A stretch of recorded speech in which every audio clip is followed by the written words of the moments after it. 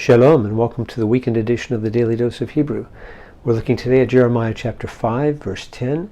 The Lord continues to bring an indictment against his people, and in this verse he's going to use a slightly different imagery as he calls the beginning of the judgment against his people. And in the midst of this we're going to see a beautiful little light of mercy that's going to shine through. So let's go ahead and read the text in Hebrew as we get started. Alu basharoteha v'shachetu v'kala al ta'asu hasiru natishoteha ki lo ladonai hema. Well, we start with alu. Probably recognize that one. That's an imperative. An imperative, it's going to be a 2MP. You're going to see several imperatives going through this text here. This one's a kal from our good old verb ala, meaning to go up. The hey typically in 3 hey verbs drops off, which is why you don't see it here. All you see is the oo affirmative right there, but it's a good old imperative, 2MP. So this is go up where? Into, there's your preposition, sheroteha. Well, this word's going to give us a little problems because we're not exactly sure what to do with it. We've got a couple possibilities. Let's do the easy part first. We see there's a suffix at the end of it. So we get a suffix, going to be a 3fs suffix, ha, referring to her something, referring back to the city of Jerusalem. So go up to her what? Well, with this yod here, we know that the noun is going to be plural. We actually see this oath. It looks like a feminine plural ending. And what's the noun we're dealing with? Well, lexicographers aren't quite sure. If you check BDB, if you check Halot, you're going to see some different possibilities. One possibility is that this is from Shura, with a shurik like this, and then this is a little resh here, and voila, Shura, which could mean rows, like the rows in a vineyard. If you're familiar with vineyards, they're usually laid out on different rows, and this might be what we have here, plural form. The vowel doesn't seem to correspond, and some people vocalize it differently. Others think that it's from a noun shur, again with the shurik there, which raises some questions. I'm not sure that that's adequate. This is a word that means walls. It can be a big wall, but it can also be a small wall, like the wall of a vineyard. If you know the Balaam story, there were walls around the vineyard where Balaam got his foot crushed by his donkey. And if you've ever seen vineyards, like in Europe, where I used to live in France, we'd see walls around the vineyards all the time. And still other people think that this is a hapax, meaning a one-time, hapax legomena, the one-time use of this word, and that the root is actually shara, which they would say means a terrace. For instance, a terraced vineyard. And again, if you've seen vineyards on the sides of hills or mountains, they can be terraced vineyards with walls around them. So in any case, all 3 of these ideas all come back to some sort of a concept of a protected vineyard in some ways. So this is some sort of a vineyard. So go up into her vineyards, or her terraces perhaps, again with the vineyards in them. And just a conjunction here, and destroy. So once again we have an imperative, a 2MP imperative. This time the stem is going to be a PL stem, and it's from the verb shachat, with those 3 consonants there. You can tell it's a PL because we have this patak underneath the sheen, the first consonant of the root. Usually you would have a dagesh in the second consonant, but since we have this het, which is a guttural, we don't have it. Usually when we don't have it, we'd find compensatory lengthening, and we don't find that. The hate tends to do some funny things, and you don't always have a full lengthening of the vowel, and we don't have a lengthening of it here, but this is still a PL. This verb doesn't really exist in the kal. In the nifal it means to be ruined or destroyed, and so in the PL means to ruin or destroy, something active like that, to spoil. So go up into her vineyards or into her terraces and destroy. And actually we're going to translate this as but, and you'll see why. Kala. Now this looks like a verb. It is actually a noun, and you've actually seen it a little bit earlier in chapter 4, verse 27. It comes from a verb exactly the same form, kala, which means to be finished, or almost in that sense of to be finished off, with that idea of bringing something to a completion or a complete destruction even. And this is a noun based from that, which means completion or complete destruction. So something that's finished off in that sense. which is why we're going to see, even though there's destruction coming over here and spoliation that's coming over here, we're going to translate this as a but. But a complete destruction, complete annihilation. Do not do. So here's our negation, a very immediate negation with adjussive, actually. Over here we're going to have an imperative. Well, actually, it's actually adjussive. Looks like an imperfect, but it's a second person. It's a 2MP adjussive. It's a cal from our verb asa, to make or to do. And it's being used as adjussive with the al here to get this immediate concept of the negative imperative. So do not do a complete destruction. Do not make a complete destruction. So here's our little concept of mercy here and a remnant. Even though God is bringing his destruction against his people overall, he is going to be keeping a remnant. This is not a new theology. We've seen it in Jeremiah, and we will see it. We've seen it also in Isaiah very, very strongly, and we'll see it all through the rest of the prophets. Hasiru. Well, once again, we have an imperative. It's a 2MP imperative. This time it's a hifil, and it's from the verb sur. Probably know that verb, pretty common verb. I think of a sur, which means to turn aside. I always think of a sewer that turns aside water. So, and in the hifil, it means to cause to turn aside or to remove, to take away. So that's the concept here with the hifil of this verb. Yeah.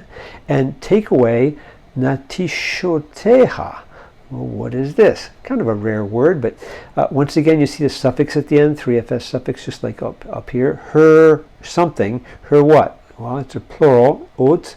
It's here we have a noun natisha, so here's the feminine plural with the ot. If you just put a hey here, you'll see the noun here, natisha.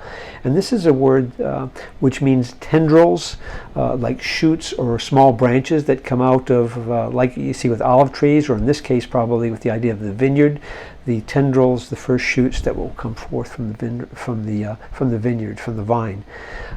Take away her tendrils. And why do you need to take these things away? Because negation, not to Yahweh, not to the Lord, they. So, and we have to supply a noun, a verb like are. They are not to the Lord. They are not the Lord's. This is the way we would say they do not belong to the Lord. The Lord is not their owner. This is a personal pronoun. This is a 3MP personal pronoun. You might wonder why we have a masculine here when this is feminine over here for tendrils. But it's not unusual for Hebrew to move from a precise feminine to a more general masculine. It tends to absorb both genders at some point. And this might be referring as well to the people, going back beyond the imagery now to the people themselves who are going to suffer God's judgment. So that's what we may be looking at there. Well, let's go ahead and hide our work here and look at a couple translations, because there's a couple interesting things that may show up as we work through this. First of all, with the Old King James Version. Now, I mentioned that shur over here, one of the possible, this sharoteha, some people feel that this is taken from the word shur, which can mean wall. And King James obviously took it that way, but they seem to have taken it in the sense of more of a bigger wall. Go ye up upon her walls. So there's something a little more massive here. It's not just going among the walls, but actually upon, which I'm not sure that would be the right preposition for that. And destroy, but make not a full end. So that's pretty good there. Take away her battlements. Now, I can't find any good justification for translating this as battlements unless you've already decided, which the King James translators seem to have done, that this word means walls in terms of big walls. And maybe that's why they figured, as they came across this word and weren't too sure exactly what it meant, they said, well, it must mean something connected with the wall, so it has to be battlements, maybe sections of the wall or something like that. For they are not the Lord's. This doesn't make a whole lot of sense with the imagery that goes with it. I don't think. Most of the translations are going to go in the direction of the Christian Standard Bible, for instance. Go up among her vineyard terraces. So that's pretty good for this. It's picking up all the different possibilities because they're all related, and this is probably pretty accurate. Among her vineyard terraces, and destroy them, ruin them. But do not finish them off. That's a good idiom for finishing off them, bringing them to a complete destruction. Prune away her shoots, for remove them, prune away, that's almost a nice way of putting it. This sounds a little bit like John chapter 15, doesn't it? The first 6 verses. And I wonder somewhat if there's some of the imagery from this verse of Jeremiah that gets picked up in the Gospel of John, chapter 15, along with Isaiah chapter 5 and a couple other places where the Lord compares his people to a vineyard. But anyway, prune away her shoots, for they do not belong to the Lord. And the vast majority of our translations go in this direction here. I do want to call your attention to one more translation, because you may see it in some of the commentaries as well. Not the translation, but the concept behind it. This is the New American Bible, not the New American Standard, but the New American Bible, which was a Catholic translation, the revised edition of that. Climb her terraces, that's okay, and ravage them, that's okay. Destroy them completely. Well, now, wait a minute. What happened to the not here? Do not destroy them completely. Do not finish them off. Do not make a full end. Well, there are some commentators who feel like this idea of not destroying them completely doesn't seem to fit into the context. That's what they say.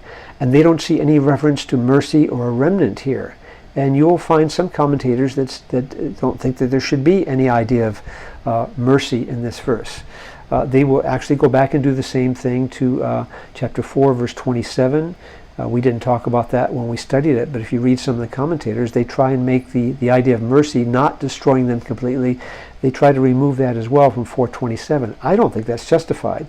And you'll find the same thing again in chapter 5, verse 18. Actually, I think there's a good case for refusing this idea here. I think we say, do not destroy them completely, and that will actually take us back to a verse in Leviticus, where the Lord promised that he would correct his people, Leviticus chapter 26.